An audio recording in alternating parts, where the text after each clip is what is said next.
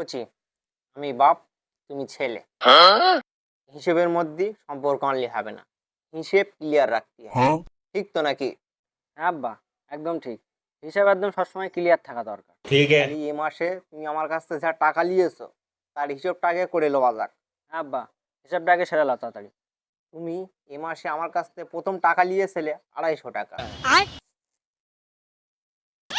2 5 0 দেখে লাও, ঠিক লিখেছ কিনা দেখে লাও। হ্যাঁ আব্বা, ঠিক আছে। তারপরে তুমি আমার কাছ থেকে টাকা নিয়েছিলে 350।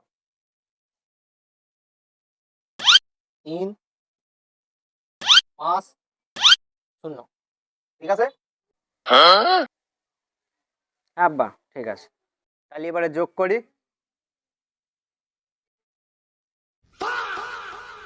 দেখো 0 0 0 5 5 10 আর 2 5।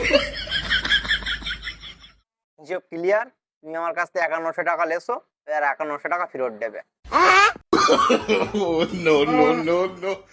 আমার সাথে চালাকি? হ্যাঁ, দাঁড়াও, মজা দেখাচ্ছি। এই কি ভাবনা চিন্তা করছিস? আগে হিসেবটা ক্লিয়ার কর, টাকাটা বাইর কর।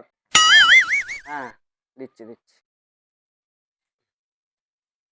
বাহ, এই যে ভালো করে দেখে নাও, এই হচ্ছে 1 টাকা। এই যে এই হচ্ছে 50 টাকা। আর এই হচ্ছে 100 টাকা। এই টোটাল 5100 টাকা আমি কিন্তু তোমার দিয়ে দিই। আব্বা, এটা কিন্তু হিসাব পুরো ক্লিয়ার।